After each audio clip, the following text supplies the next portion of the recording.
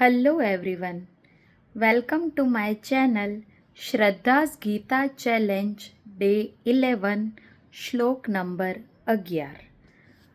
આજનો શ્લોક છે અયનેષુ ચ સર્વેષુ યથા ભાગમવસ્થિતાઃ ભીષ્મમેવાભિરક્ષન્તુ ભવંત સર્વ એવ હિ.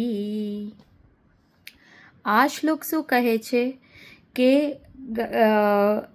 આપણે જે વ્યૂહ આકારમાં જોડાયેલા આ દુર્યોધન કહી રહ્યો છે એમના યોદ્ધાઓને અહનેષુ ચ સર્વેષુ, જે વ્યૂહાકારે સ્થિત આપણી સેના છે એમાં બધા લોકો જે પોતપોતાની જગ્યાએ સ્થાન ગ્રહણ કરેલા છે.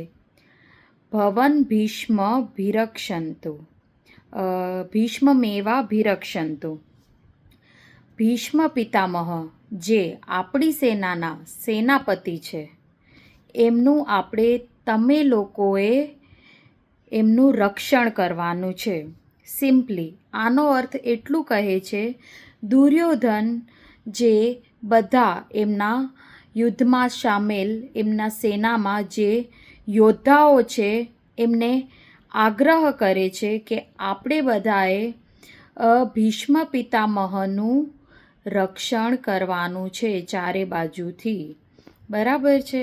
હવે મને તો એ જ પ્રશ્ન થયો કે ગયા કાલના શ્લોકમાં દુર્યોધન એવું કહી રહ્યો છે કે અપર્યાપ્તમ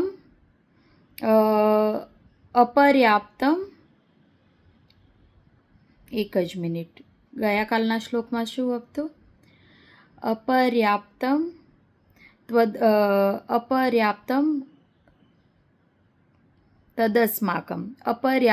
તદસ્માકમ બલમ ભીષ્મ ભિરક્ષિતમ, એવું કાલના શ્લોકમાં કહી રહ્યા હતા ને કે આપણા કને અસીમિત શક્તિ છે અને આપણે ભીષ્મ પિતામહના બળની અંદર સુરક્ષિત છીએ. અને આજના શ્લોકમાં એવું કહી રહ્યો છે કે બધા યોદ્ધાએ પોતપોતાની ઉપર જગ્યા ઉપર સ્થિર રહીને પણ ભીષ્મ પિતામહનું તો રક્ષણ આપણે કરવાનું જ છે.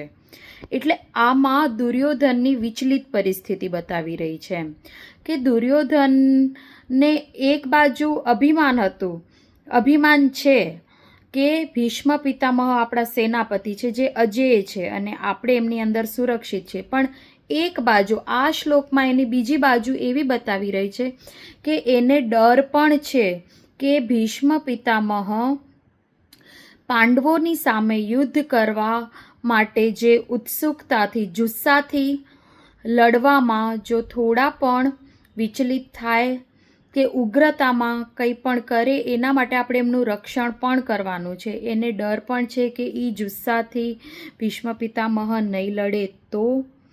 એટલે આ સ્થિતિ બતાવી રહી છે દુર્યોધનની. બરાબર છે ને? એટલે આ શ્લોક એટલું જ કહે છે કે એમના યોદ્ધાઓને દુર્યોધન આગ્રહ કરે છે કે બધાએ પોતપોતાની ઉપર જગ્યા ઉપર ઊભા રહીને મેઇન આપણે ભીષ્મ પિતામહનું રક્ષણ કરવાનું છે. બરાબર છે? આ શ્લોક એટલો છે.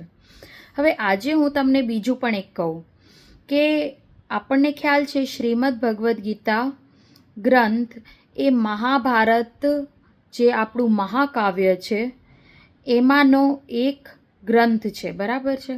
હવે મહાભારત તો એક બહુ મોટું મહાકાવ્ય છે, એને હું તમને થોડી સમરી કહી દઉં. મહાભારત એ એક મહાકાવ્ય છે, એટલો મોટો ગ્રંથ છે કે એક ગ્રંથમાં તો વિભાજિત ના થઈ શકે. મહાભારત ટોટલ 18 પર્વમાં વિભાજિત થયેલો ગ્રંથ છે. મહાભારતમાં ટોટલ 18 પર્વ છે, જ્યારે ગીતાજીમાં 18 અધ્યાય છે. અને મહાભારતનું યુદ્ધ પણ 18 દિવસ જ ચાલ્યું હતું. બરાબર? 18. મહાભારતના પર્વ 18, ગીતાજીના અધ્યાય 18 અને મહાભારતનું યુદ્ધ પણ 18 દિવસ જ ચાલ્યું હતું. હવે પર્વ અને અધ્યાયમાં શું ફરક છે? પર્વ એટલે એક મોટું પુસ્તક, એક આખો ગ્રંથ બને એટલું મોટું એક કહીએ ને ડિટેલમાં જે વસ્તુ આપી હોય એવા 18 પર્વ છે, 18 ગ્રંથોથી બનેલું એક મહાભારત છે, બરાબર છે. અને અધ્યાય એટલે એક પુસ્તકમાંનું એક પ્રકરણ. તમને સિમ્પલ ભાષામાં સમજાવું તો આપણે ભણવામાં જે એક આખું મોટું પુસ્તક હોય એને આપણે પર્વ કહી શકીએ, અને પુસ્તકની અંદર જેટલા ચેપ્ટર હોય એમાં એક ચેપ્ટરને આપણે અધ્યાય કહી શકીએ સિમ્પલ લેંગ્વેજમાં. એટલે મહાભારત વિચારો કેટલું મોટું હશે. 18 પુસ્તકોનો બનેલો એક ગ્રંથ છે, 18 ગ્રંથોનો બનેલું એક મહાકાવ્ય છે, 18 પર્વનું બનેલું. એટલે 18 પર્વ એટલે 18 પુસ્તકમાં બનેલું છે, પુસ્તકમાં વિભાજિત છે.